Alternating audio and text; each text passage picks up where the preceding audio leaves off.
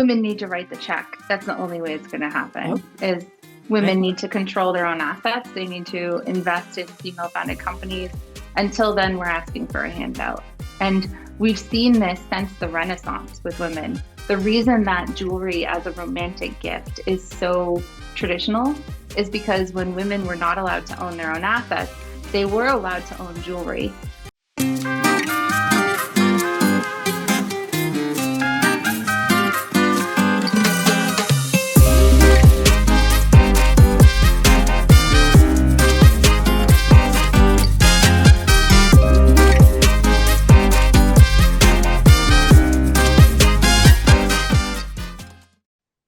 Hello, everyone, and welcome to the MindShift Show.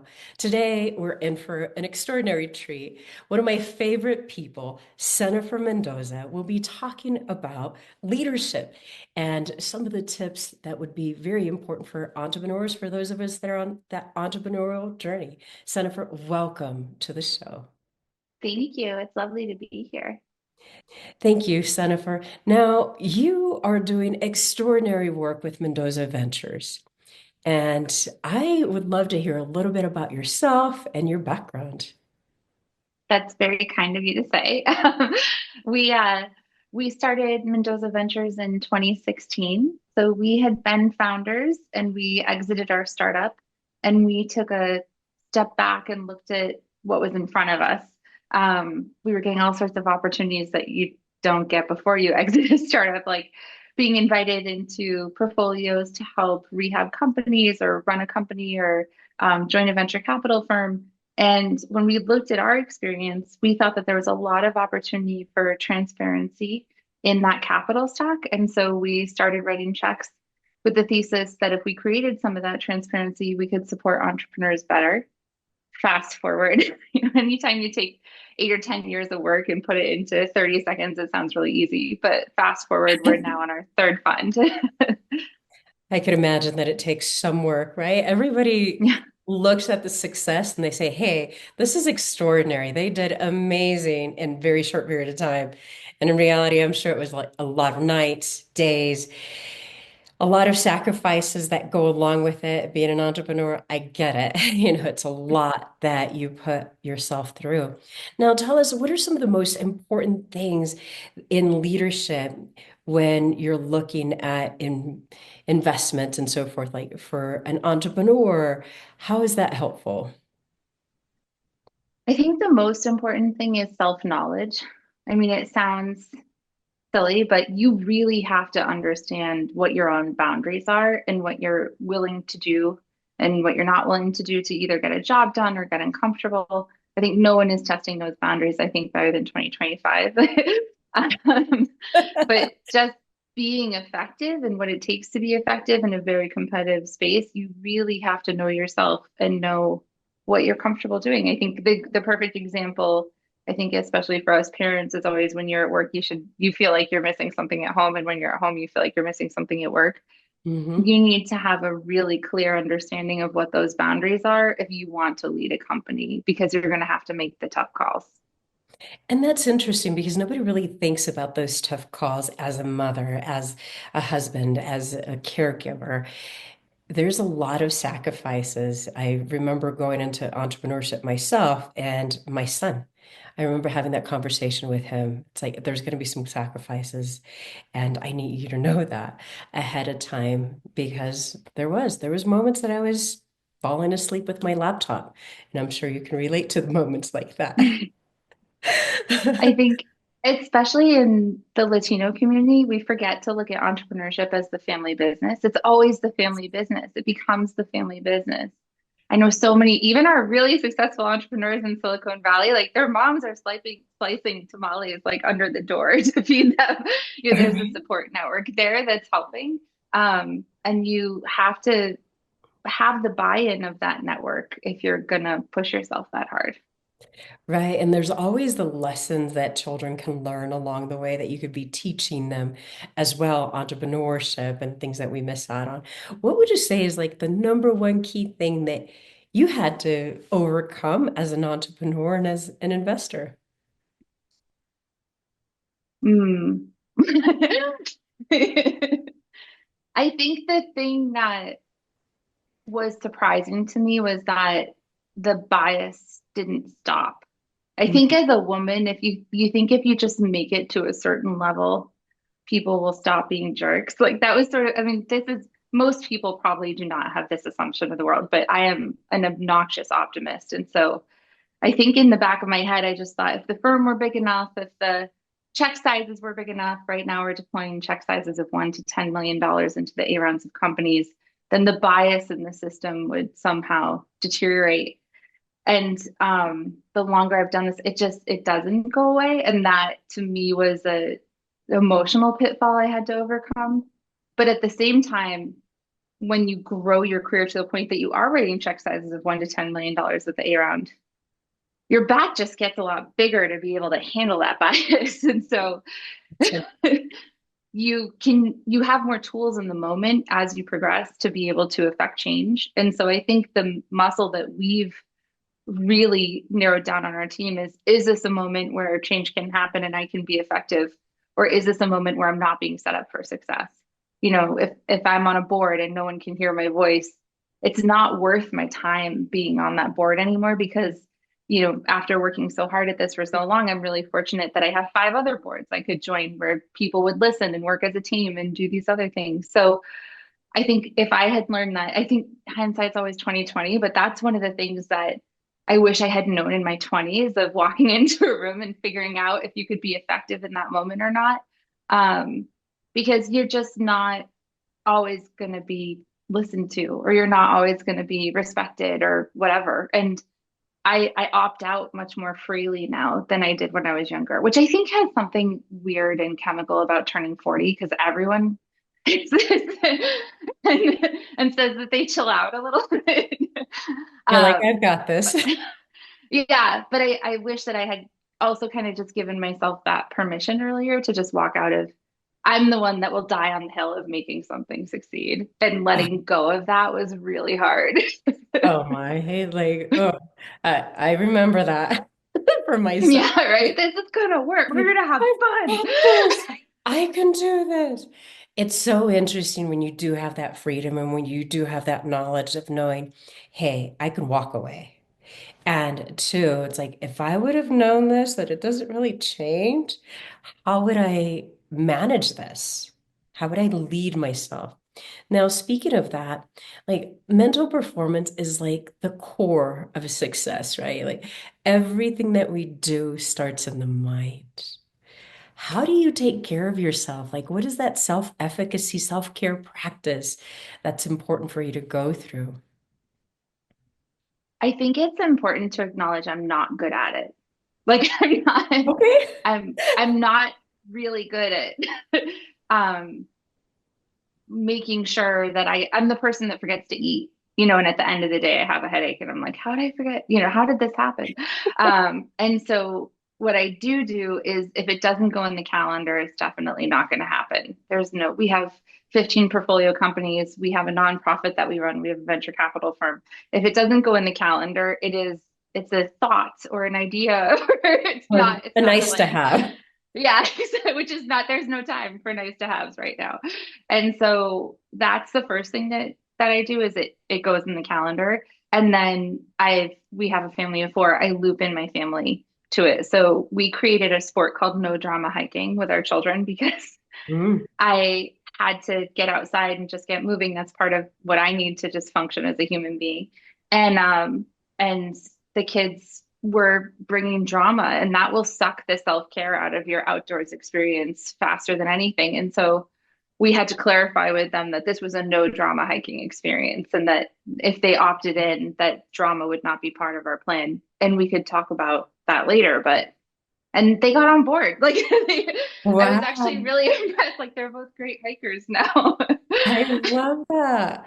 I love that. It reminds me of when I lived in San Diego and one of my friends would say, I want to go walking. I'm like, this is quiet zone for the next 2 hours. Okay, at 7 a.m. you can talk with me. If you want to go walking with me at 7 a.m., we can have a conversation.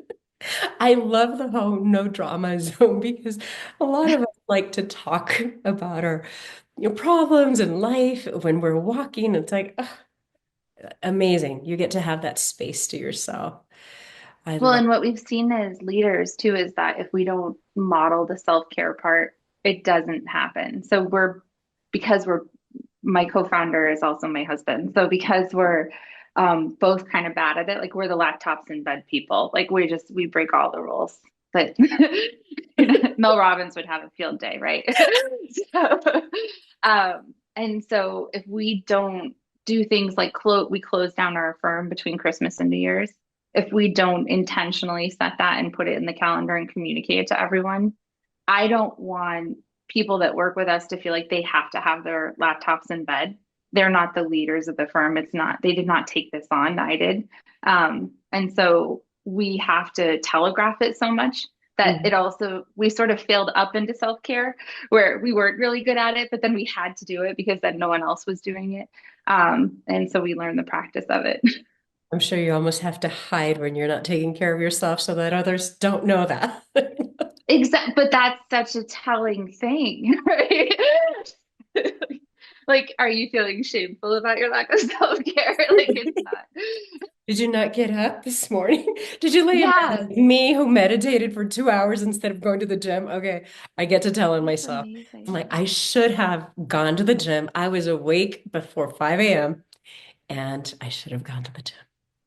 That's I tomorrow. think That's, meditation's also really I know healthy, though. meditation's so important. 2 hours, I think I can cut that down by like 80 minutes. I feel like Buddha would have something to say about I think maximizing I your think time Buddha on would. meditation. He would probably say, as long as you stretch and you meditate, you're gonna be fine. Which I am. I'm such a like outdoors person that I do want to go out and greet the universe. It's like, hello, world. And I want to do it before the sun comes out. And right now in Colorado, it is so cold. It is I absolutely. was gonna say it's just because you live in Colorado. In You don't Massachusetts, want we to just do that at hide. that time. It's like you're gonna be like right there, like an Eskimo walking down the street in the snow boots. It's not quite comfortable. There's still a lot of ice. I debated that this morning and I won. Jennifer, what are the things that you wish you would have known when you came into the venture capital world? What did you wish you would have known? There's like How a much million. time do we have? How much time do we have, right? As much as you need. Okay. We may need to cut a few different segments. Yeah. I, when I start, so we came at it from being founders. So for us, we were chipping away at the problem of founders need exceptional advocates into the capital stack.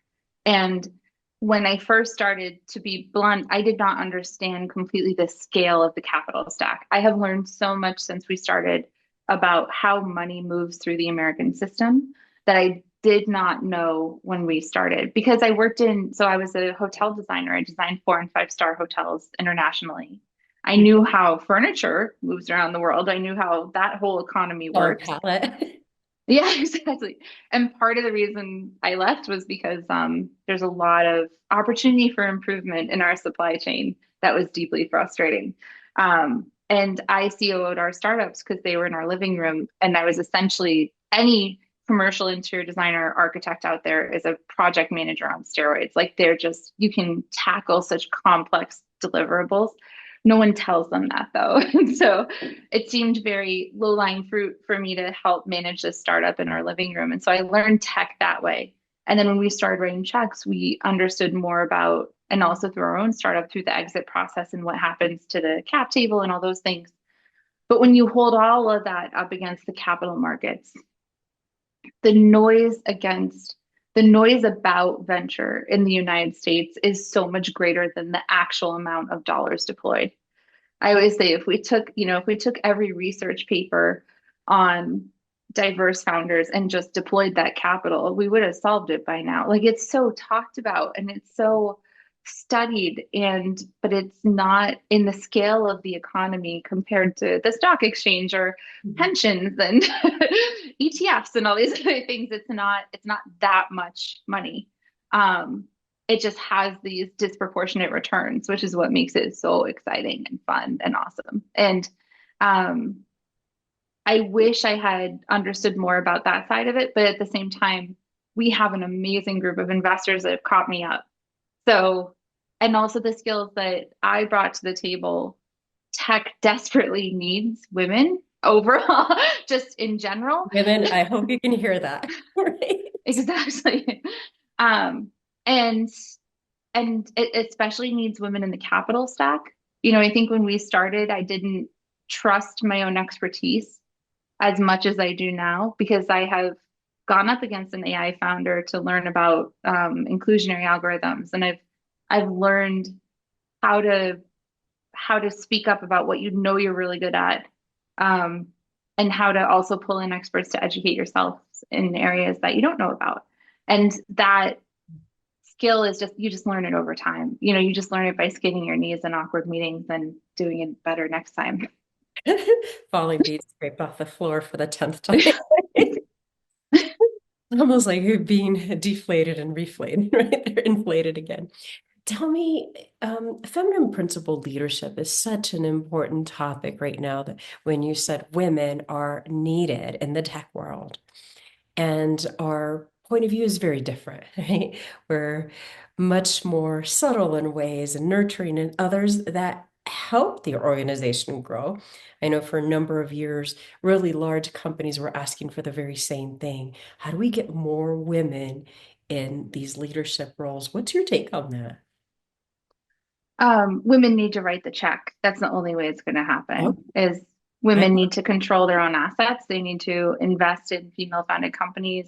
Until then, we're asking for a handout. And we've seen this since the Renaissance with women. The reason that jewelry as a romantic gift is so traditional is because when women were not allowed to own their own assets, they were allowed to own jewelry. And so if you were giving your wife like a huge wedding ring, it was life insurance. it. It was gifting financial security in a way that if something happened to the husband, the wife would be okay. Um, and so we need to not need the jewelry. like, Although the jewelry's nice, keep it coming. I But mean, we've we got can to always manage our buy own assets. it. Yeah, exactly. Like we How big need is the to, rock? yeah, mine's fine, but I love it. but we need to manage our own capital stack. It's like depending on what statistic you listen to, 1 to 2% of women are general partners in venture capital firms. So there's all these venture capital. We love inflating statistics, and so there's all like 20% of all VCs are women, but that's not the general partners have the vote on the investment committee that decides where the capital goes. So there's lots of different titles like venture partner or other ways that you can include someone in a VC firm, but they're not deciding how that capital is allocated. We firmly believe that if you align the capital stack with the census, you solve a lot of problems. And I would say, my whole team will tell you that I am not the one that brings subtlety to the table on our team. Like I am not, Honestly, or nuance. Yeah. Like, the truth uh, but there should be sitting here. someone. Yeah, exactly. But that's why you need all the women. Like it's not finding the perfect person, it's shots on goal. And right now we're just getting really few shots on goal in wealth generation for women that women stay in control of. Wow. Wow. What would you say would be the biggest turning point of that? If there's something that we can do, is it what's your one, two, three things that we can do to shift that for ourselves? If you spend money, you're investing. And if you live in the United States, I'm pretty sure you spent some money today. So, or if you have a 401k, that I haven't 401k is gotten out of bed. I've invested. already spent money. Yeah, exactly. Exactly. I think everyone always, and this is by design, everyone always looks at investing as, oh, it's this big scary thing I'm not an expert, right? It's the hill that we always like hand the keys to the car over on. I'm not the expert, you go do this. But you're already doing it. So if you give to your college or university, that college or university has an endowment that provides returns that helps fuel it, and that's where your money goes. Statistically, probably less than 2% of that endowment is being managed by women or people of color. Have you asked? Have you talked to your college to see? Um, they may not want to tell you. And if they don't, do you want to give them your money? Like, would you buy a cake without knowing what was in it? So why are you investing in your retirement savings without knowing what's in it? I love the way that you brought it up to basics right there. Would you even buy a cake? Hey, would you even buy a hair piece? Like even a little hair tie without knowing where it came from? For most of us, we'd probably be looking at it and put it back, if it didn't align with our values. Interesting. Senofer, give us some last minute tips. What are some things that you hope for people to pay attention to and golden nuggets that you wish you would have had when you were younger? Mm. We have a saying in theater, we say, get it done and then make it look good. Oh, Because I like that. everything, I wish I had heard that when I was younger, because I wanted everything to be perfect all the time. And I would just work way too hard on stuff that no one would ever notice. And I mean, there's so much, right? I'm younger is now such a larger portion of my life, Rocío. There's a I'm gonna lot say, of no, learning. like the part of your life. I I love it. think just do it. Like it's going to be ugly and it's going to be messy and you're going to mess it up, but just do it anyway and fail faster. Just learn. I think I was def so this is a good story that kind of like ties in a couple of the things that we've talked about. I am, especially as a young professional woman, you're always trying to make everyone comfortable with like you being in the room all the time. And I'm also a New Englander and we're basically British, where there's a lot of social anxiety there anyway. And so I would always, when we started the firm, I'd say something like, so I have this little venture capital firm that I'm starting with my husband. And by contextualizing it as small and aligned with my husband, they would immediately relax. Oh, it's okay. Maybe it's not such a big deal. And um, my partner sat me down and said, I deeply appreciate that you have a lot being thrown at you that you're trying to navigate. But when you say things like, I have a little venture capital firm that I started with my husband, it minimizes what we're doing. It minimizes every founder we've ever written a check to. It minimizes the fact that you're able to do this. It minimizes your own intellect. He said, do you want me to keep going? And at that point, he was already like sleeping on the couch, so he should stop. He did The not laundry start. list was long. Yeah. And he said, I know that this is hard and I don't want you to um, feel like you can't do it. But if you can't do it, we have to find someone who can. And that stopped me in my tracks because I realized that I deeply care about what we've built. It's important. We've done exceptional work. We've been recognized nationally for what we've done. And I was minimizing it to make someone comfortable who was needed to be made comfortable for me to just do my job. Like that's stupid, right? That's when I got a coach. So I said, I don't have today the tools in my toolbox to show up in this moment the way I need to, but I'll be damned if he's going to hire someone else. Like I did this. Like it was he's smart, but he sparked enough anger to get me to perform in a way that I wasn't able to perform before. Um, and that was incredibly helpful and also really has helped us contextualize as we've grown the business because hiring people is so different than going it alone. What is the specific skill set that we need? And do we see proof of that skill set? Or are we looking at someone's potential? Or are we looking at something else? Because he was right. He was 1000% right. I was not being effective. And now, I mean, as you can probably tell from this podcast, I have no issue not minimizing anything anywhere. You're like, here it is. It's front and center. But I needed help to get through that. And it couldn't be him. It was like, he's like my partner in so many ways. It was whatever he told me, I was just gonna like throw something at him. It had to be something. It had to be someone outside of the problem who could look at the whole picture and just help me understand why I felt like that was necessary, help me understand what I could do to do it differently. And then once you start learning a whole new skill set, like everything else, it's all super awkward while you sort it out. Mm, that's so interesting. I love the fact that you talked about theater and how you just need to get it done and then make it look great, right? It's almost like cooking the meal. I remember like making tortillas. Hey, if they come out like the map of Texas, that's okay. You can grab a plate and cut around it. Did you actually roll it out, right? That's what it reminded me of. And then I love the fact that too, that somebody was like so authentic and vulnerable because it takes vulnerability to share that with someone, to say, hey, maybe you may consider, and these are the reasons why you may consider what I'm asking you to consider. And then for you to sit there and say, hey, I need a coach, right?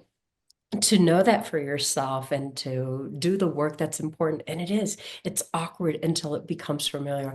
The unfamiliar until it becomes, everything's unfamiliar until it becomes familiar. I remember being in San Diego and we were doing care for a respite care place.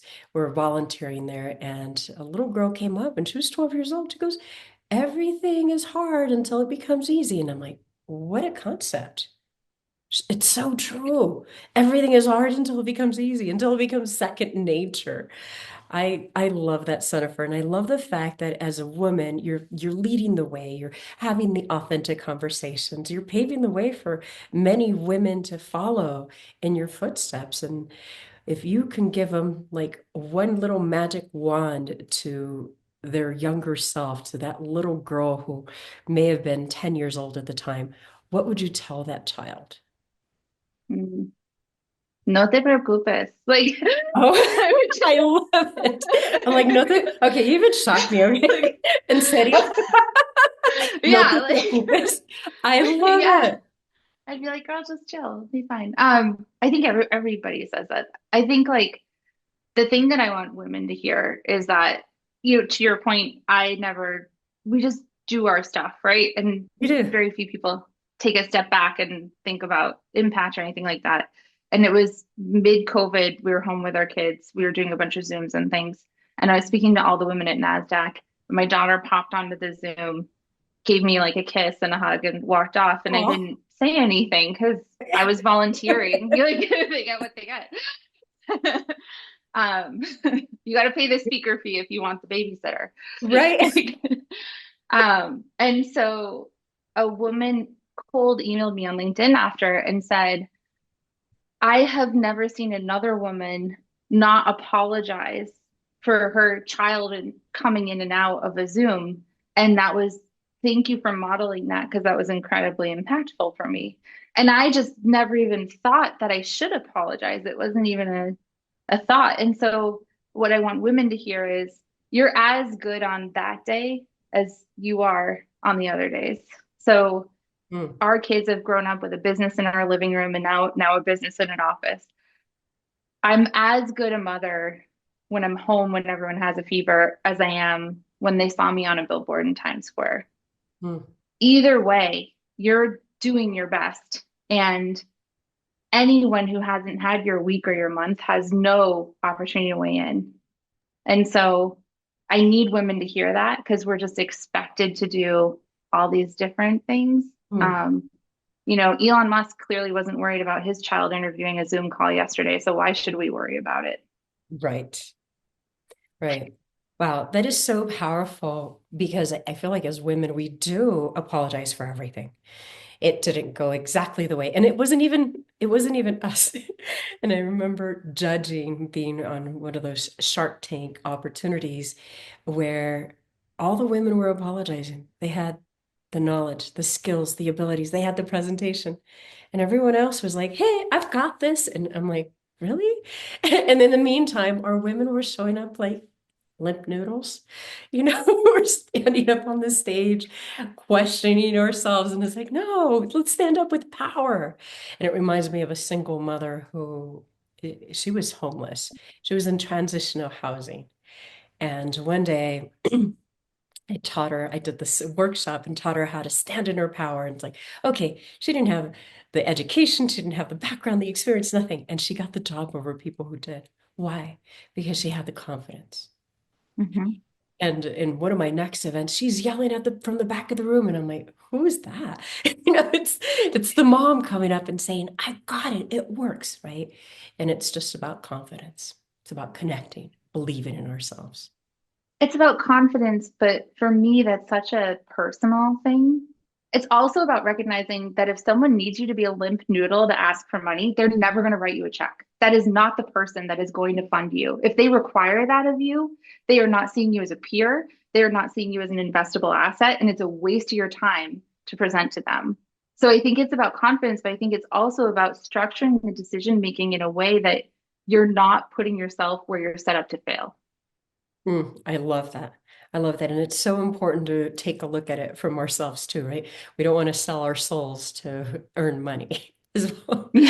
And Um, you never get what it's worth. Right, and you're never going to get what it's worth. And then it has a physical impact on us. It has an emotional, mental, physical, is psychological, all types of impact.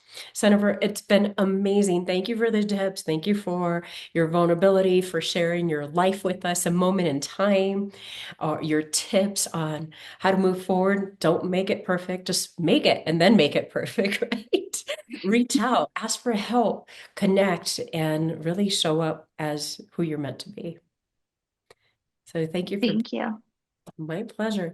And to our listeners, I invite you to take 5 minutes, do three things that will continue to move you forward. And you know exactly what it is that those three things are so that you can achieve the life that you love and desire.